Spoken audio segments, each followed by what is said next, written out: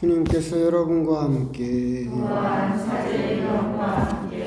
루카가 전한 거룩한 복음입니다. 주님 영광 받으소서.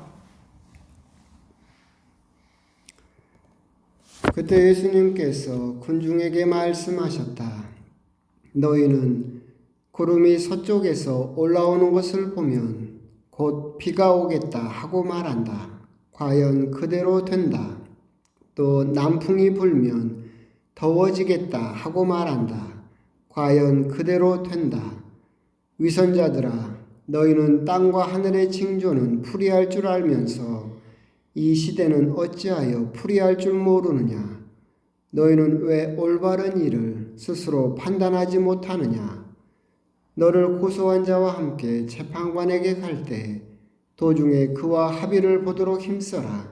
그러지 않으면 그가 너를 재판관에게 끌고 가 재판관은 너를 옥리에게 넘기고 옥리는 너를 감옥에 가둘 것이다. 내가 너에게 말한다. 내가 마지막 한 입까지 갚기 전에는 결코 거기에서 나오지 못할 것이다. 주님의 말씀입니다. 그리스도님 참여합니다.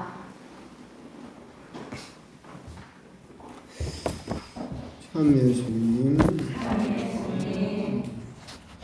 오늘은 복음도 짧고 크게는 두 가지 주제이고 여러분도 또 교회도 항상 들어왔고 강조하는 시대의 징표라는 말씀을 예수님께서 하고 계시죠. 서쪽에서 구름이 일면, 그러니까 이스라엘 쪽에서는 지중해 쪽이죠. 거기서 구름이 일면 바다 쪽에서 비구름이 몰려와서 곧 비가 오겠다. 그대로 된다. 남쪽은 또 네겝 사막이라고 해서 더운 사막 지역이기 때문에 거기서 또 바람이 불면 사막 쪽에서 뜨거운 바람이 올 것이기 때문에 더워지겠다. 그대로 된다. 그런 것은 잘 알면서 왜 너희들은 시대가 바뀌고 있는 그 징표는 읽지 못하느냐라고 꾸중을 하고 계시죠. 우리 역시도 여러 가지 기후라든가 몸이 쑤시면 비 올라나 그런 것부터 시작해서 우리 절기로도 경칩이니 처선이 대안이니 중복이니 그렇게 정해서 기후가 바뀌고 있다는 것도 너무나 경험상 잘 알고 있지만 시대의 징표에 대한 부분은 우리들이 너무나 어쩔 때는 간과하는 경우가 많이 있다. 그 부분에 대해서 예수님께서 다시 한번 촉구하는 말씀이죠. 이건 시대의 징표도 읽어야 되고 교회의 징표도 읽어야 되고 어떻게 보면 우리 본당에서 일어나는 그 징표도 읽을 수 있어야 되고 내 자신에게 일어나는 징표도 읽을 수 있어야 되고 그렇기 때문에 꼭 커다란 시대의 징표만이 아니라 나에게서 하느님께서 요구하시는 것, 하느님께서 변화를 원하시는 것에 대해서 읽을 수 있는 그런 눈과 그리고 귀가 열려 있어야 된다라고 그렇게 생각을 하시면 되겠습니다. 시대의 징표라고 할 때 우리들이 주의해야 될 게 하나 있는데 시대의 징표와 시대의 유행은 다른 것이다. 시대의 유행을 따라가는 것은 편한 길입니다. 유행을 따라가면 인기를 얻고 유행을 따라가면 돈을 벌고 유행을 따라가면 우러러봅니다. 하지만 징표를 따라가면 사람들이 손가락질을 할 것이고 징표를 따라가면 사람들이 싫어할 겁니다. 결국은 우리들은 살면서 시대의 유행을 자칫 너무나 그렇게 안 하면 무슨 촌스러울 수도 있고 그렇게 안 하면 시대에 뒤처지는 사람처럼 생각될 수도 있기 때문에 우리들은 그 시대의 유행을 시대의 징표로 착각하고 거기를 따라가는 경우가 너무나 많이 있다. 하지만 우리들은 그 사람들이 가지고 있는 그런 우르르 몰려가는 그 시대의 유행, 그것을 따라가는 것이 아니라 시대의 징표를 따라갈 수 있어야 되겠다.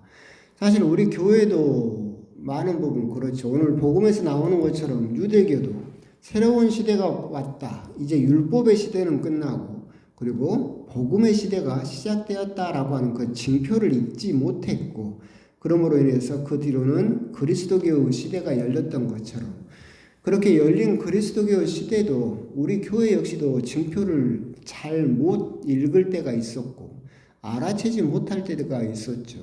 대표적으로는 16세기의 종교개혁이죠. 그렇죠. 시대는 변했고 이제 르네상스라든가 수많은 사람들로 인해서 이제 중심이 인간으로 변하고 있는 그 시대를 교회는 읽지 못했고 계속 중세적인 그런 가치관을 가지고 신자들에게 종용을 하면서 그 시대의 징표를 놓쳐버림으로써 그때 종교개혁이라는 큰 상처를 받고 그로 인해서 프로테스탄트 개신교가 떨어져 나가게 되어버린 그런 결과를 낳게 되었죠. 그리고 또 시대의 징표를 잘 읽은 경우도 있었습니다. 20세기에 요한 23세 교황님께서 제2차 바티칸 공회를 소집하십니다. 그때 전 세계에 모인 주교님들께서 지금 아무 문제도 없는데 공의회를 왜 열려고 하십니까? 공의회가 왜 필요합니까?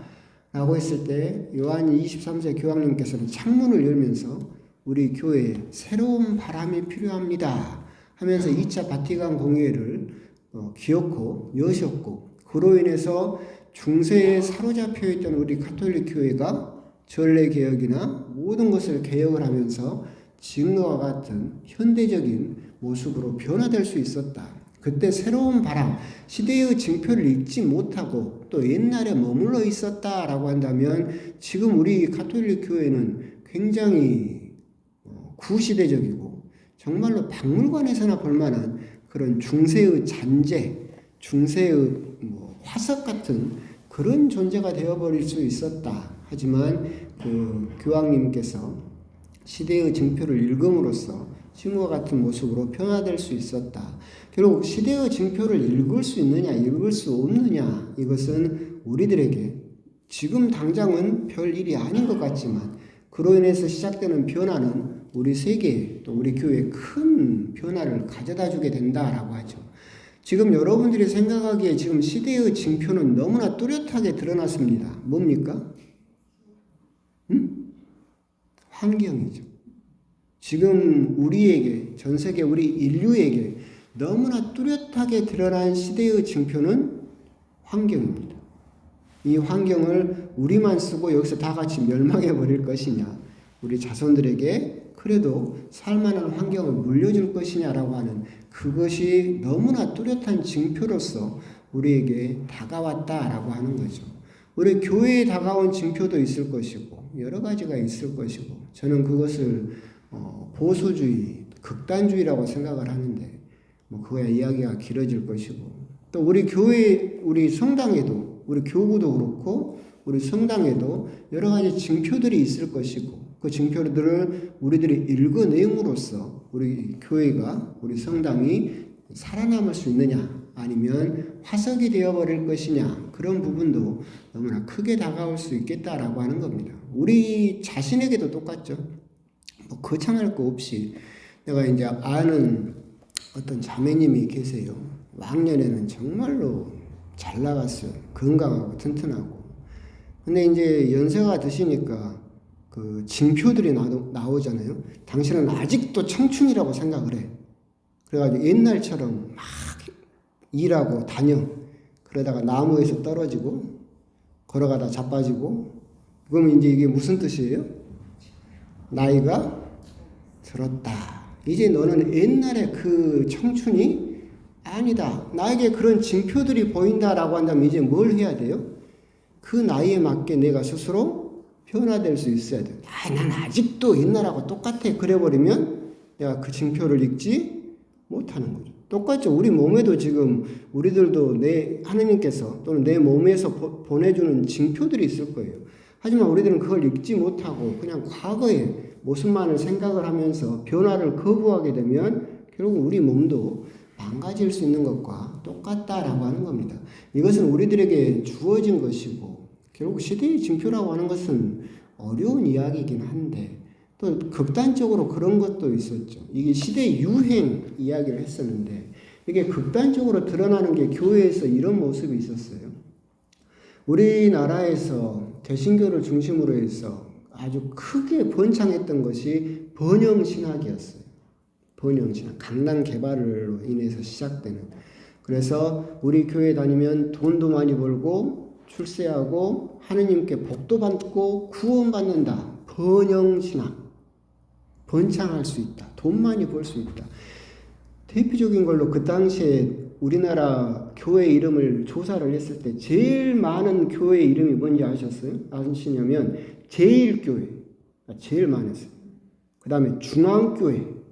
그만큼 내가 제일이 되고 싶고 내가 중앙이 되고 싶고 몸을 키우고 싶고 우리들은 힘을 가지고 싶다. 그렇게 하면서 우리나라 개신교회가 번영신학에 잡혀서 크게 번창했었죠.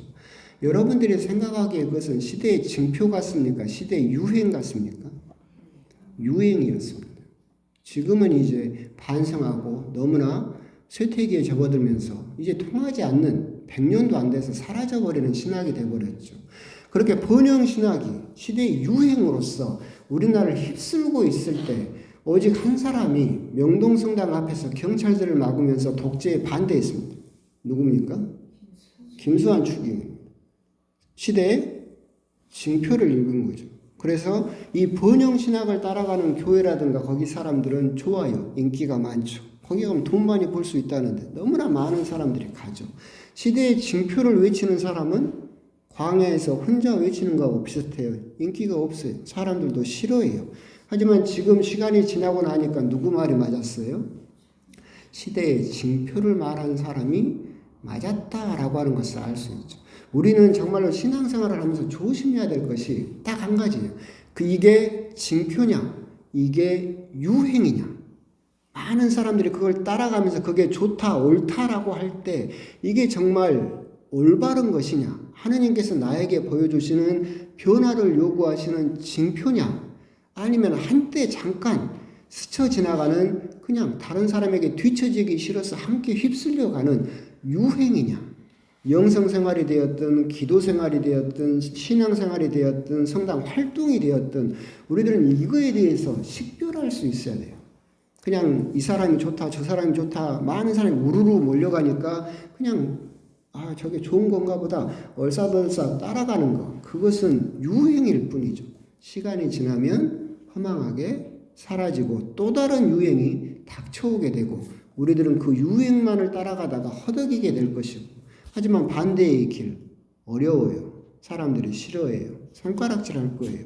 하지만 그 시대의 징표를 읽을 수 있는 그 사람만이 시간이 지나고 나면 하느님 편에 서 있었다라고 하는 것을 알 수 있게 된다. 그런 부분에 대해서 이제 예수님께서 알아듣기를 원하시는 것이고, 우리 역시도 시대의 징표라든가 교회의 징표라든가 교구의 징표라든가 그런 것보다는 우리들은 조금 더 우리 대촌 성당에 일어나는 징표에 대해서, 유행이 아니라 징표에 대해서 조금 더 민감하게 생각하고 고민할 수 있어야 되겠다. 더불어서 여러분 자신에게도 일어나는 거기에 징표에 대해서도 한번 곰곰이 생각해 볼 수 있는, 시대의 징표를 알아들어라 라고 하시는 예수님의 말씀에 대해서 곰곰이 좀 묵상을 해 보셨으면 좋겠습니다.